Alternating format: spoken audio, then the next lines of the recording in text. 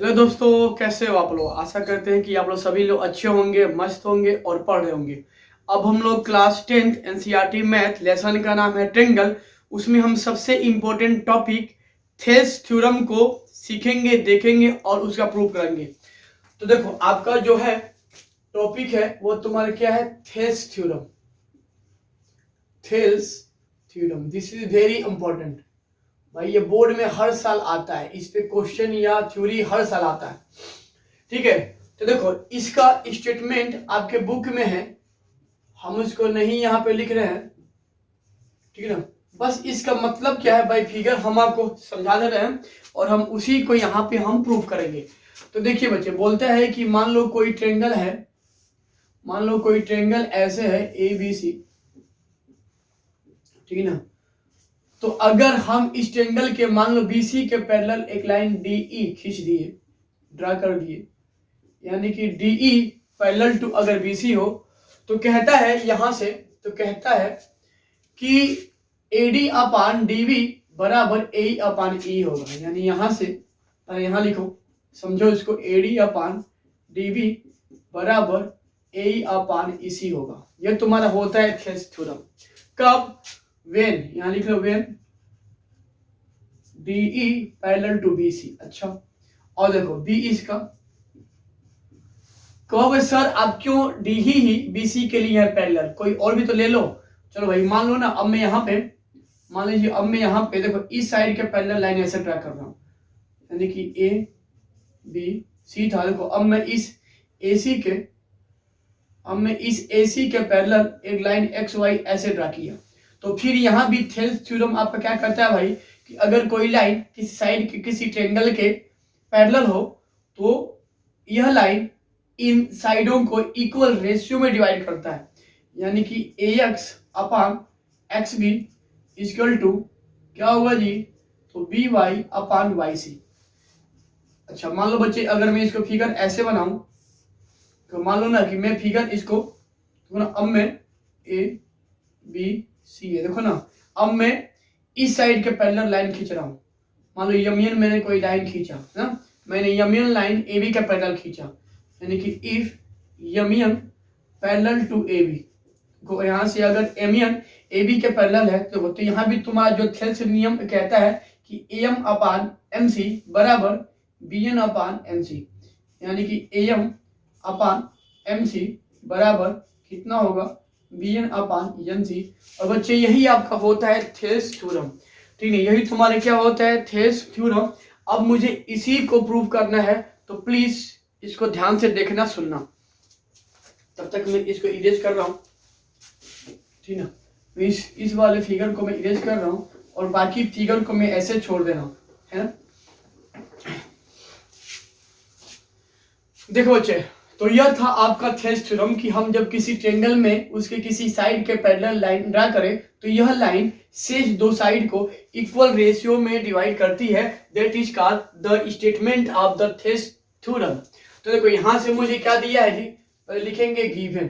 Given तुम्हारा क्या है, तो ट्रेंगल ए बी सी है और डीई पैरेलल टू बीसी है ना, यानी कि हम डीई लाइन बीसी के पैरेलल मैंने ड्रा किया है। ठीक ना, अब अच्छा ना, आप देखो जो यह लाइन है वह साइड ए बी को डी और ए सी को ई पे कट कर रहा है। ठीक ना, तो यहां से मुझे अब प्रूव क्या करना है जी, टू प्रूव मुझे करना है कि जो है ना, जो लाइन डी है जब इसके पैरेलल है, तो यह शेष दो साइड को इक्वल रेशियो में डिवाइड कर रहा है, यानी कि एडी अपान डीबी बराबर ए अपान ईसी। इसी का प्रूफ हम लोग बच्चे अब करेंगे, इसी का प्रूफ हम लोग अब करने वाले हैं। This is very important.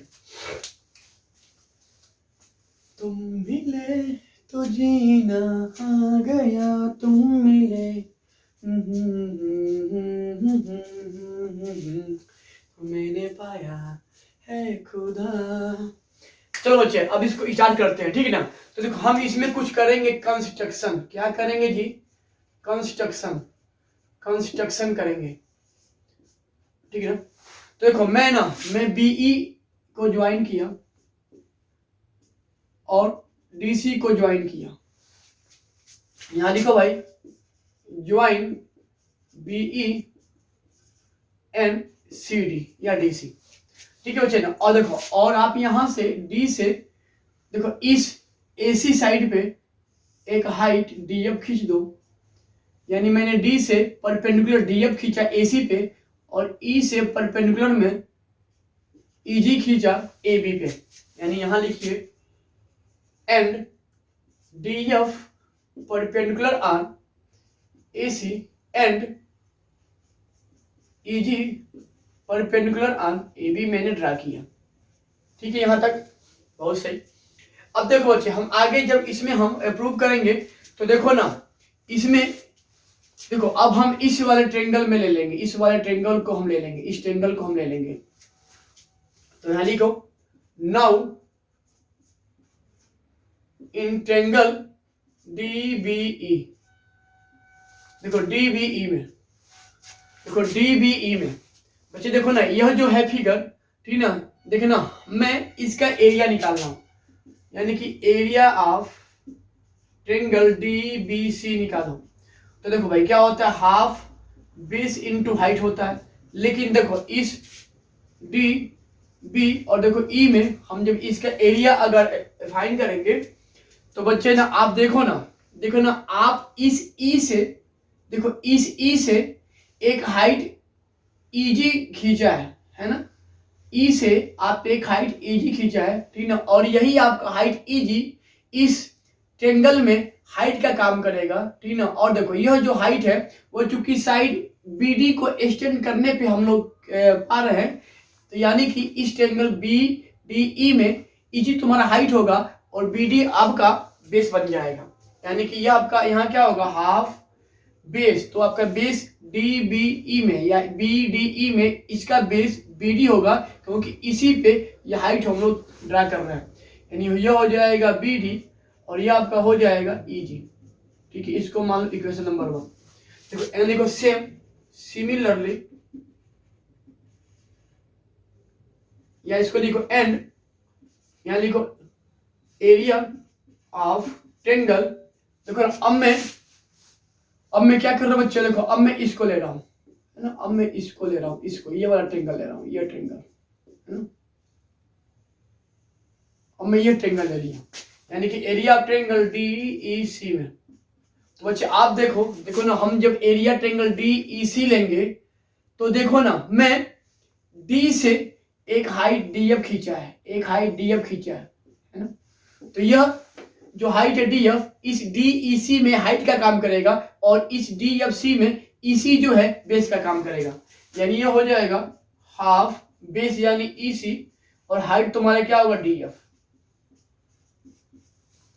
ठीक है बच्चे, तो अब देखो और क्लास 9th में आप जब थे तो वहां पे आपको एक रूल सिखाया गया होगा कि देखो ना, देखो अगर कोई दो पैरेलल लाइन हो, मान लो यह DE और BC है, तो अगर किसी दो पैरेलल लाइन के बीच देखो और एक ही बेस, यानी देखो यहां से एक ही बेस से दो ट्रायंगल बने, यानी दो पैरेलल लाइन के बीच में एक ही बेस से दो ट्रायंगल बने, तो उनका एरिया क्या होता है, आपस में इक्वल होता है। तो यहां लिखो since area between two parallel lines and at the same base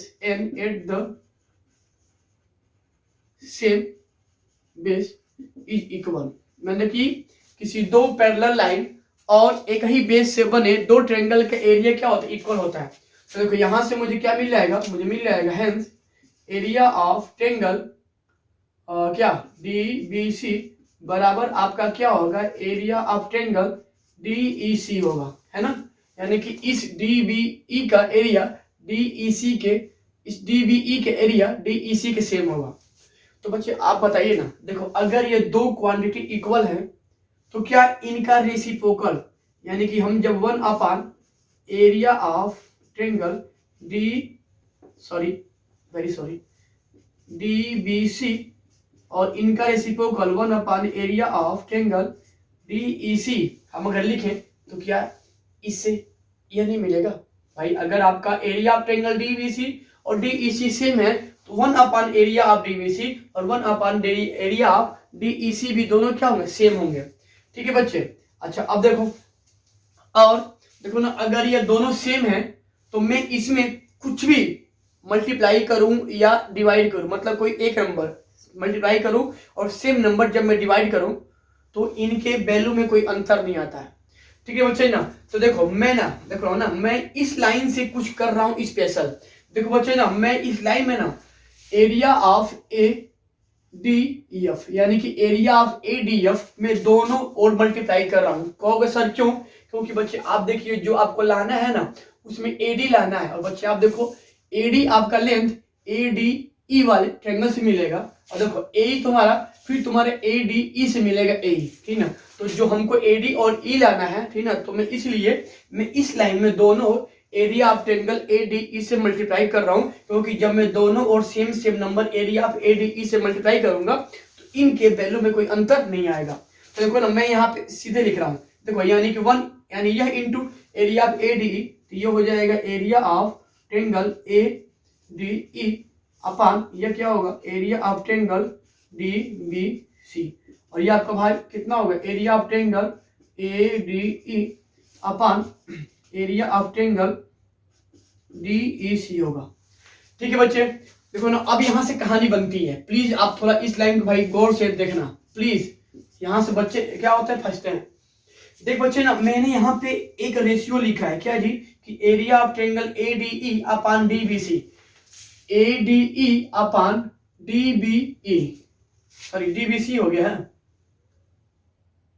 D B C नहीं होगा यहाँ पे, D B C sorry D B C नहीं होगा बच्चा। देखो ना, यहाँ पे आपने डी बी ई लिया है, सॉरी वेरी सॉरी, माफी चाहते हैं, ये डी बी ई होगा, सॉरी वेरी सॉरी, ये बच्चा आपका होगा डी बी सी और ये आपका होगा डी ई सी, यानी ये डी बी ई होगा, sorry very sorry, D B E, बाकी सब सही है, देखो डी बी ई है ना।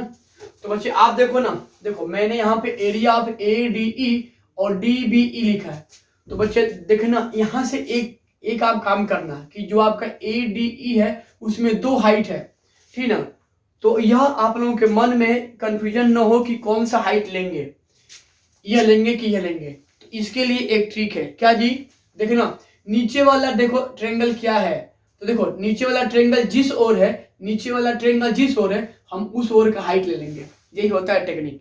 मतलब देखो ना, अगर ए डी ई को डी बी ई के साथ अगर हम यहाँ पे ज्वाइन किए हैं या लिए हैं, ठीक है, तो इस ए डी ई का जब एरिया निकालेंगे तो देखो इस ओर का तुम्हारा क्या बनना है ट्रायंगल ना, तो ये मेरा इस ओर का हाइट हो जाएगा, यानी कि यहाँ से देखो area of triangle A D ई में देखो ना, मैं इस ओर का हाइट लूंगा यह, क्योंकि मुझे यह इस ओर का मैंने ट्रायंगल लिया, यानी कि हाफ, देखो बेस, तो बेस भाई तुम्हारा क्या होगा, तो यह हाइट किस साइड पे है एडी पे, तो ये हो जाएगा बेस, हाइट तुम्हारे यहाँ पे क्या होगा ई जी अपान देखो area of D B E, तो यहाँ से area of D B E तुम्हारे यहाँ से कितना है half B D into E G, या लिखो ई जी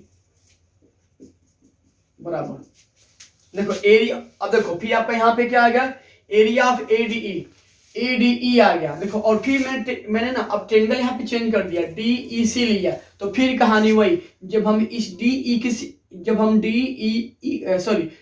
ई सी के साथ हम जब यह वाला जब पोर्शन लेंगे ए डी ई के साथ, मतलब सुनो मैंने बोला कि हम जब इस ट्रायंगल को ए डी ई के साथ लिए हैं या इस ए डी ई को इस ट्रायंगल के साथ लिए हैं, तो चूंकि यह मेरा ट्रायंगल इस ओर आ रहा है तो हम यह वाला हाइट ले लेंगे।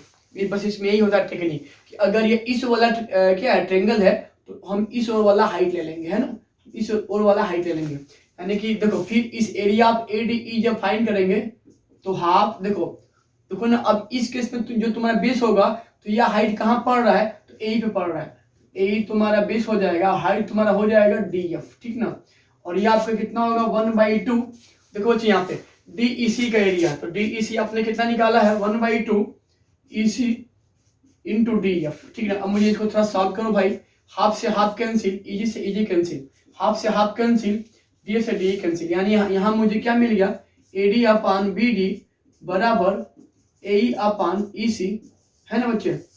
और शायद आपको यही यहाँ से प्रूफ था करना, तो बच्चे यह था थेल्स थ्योरम, आई थिंक कि आपको समझ में आया होगा, ठीक है बच्चे। अब देखो इसमें कुछ आता है केस, देखो केस क्या आता है भाई साहब, तो देखो ना, मैं केस के लिए ना मैं इस थेल्स के मैं जो मुझे इसका आंसर मिल रहा है, अब मैं इसमें दोनों और 1 ऐड कर रहा हूँ, तो लिखो एडिंग ऑन बोथ साइड। तो अगर लिखेंगे एडिंग ऑन बोथ साइड, तो देखो यहाँ से मुझे क्या मिलेगा जी, मुझे मिल जाएगा AD अपान BD प्लस 1 बराबर ये होगा AE अपान EC प्लस 1। ठीक है, थोड़ा इसको लगाओ, तो यह हो जाएगा AD, देखो 1 इंटू BD, 1 इंटू BD, तो BD हो जाएगा और ये आपका हो जाएगा BD। ठीक है, देखो ये हो जाएगा AE 1 इंटू EC, तो EC हो जाएगा, ये हो जाएगा EC।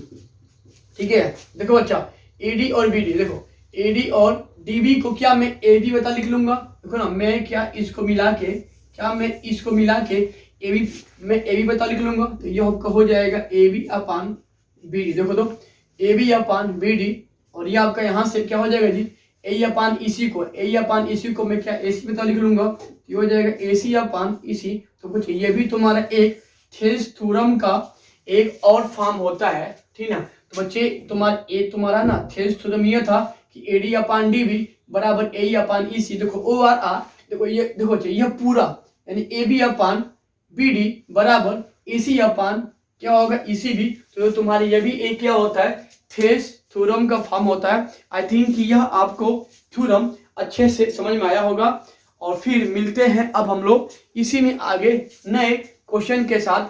तब तक के लिए धन्यवाद। आप ऐसे ही बोर्ड की तैयारी में बस मन से लगे रहो, जुटे रहो।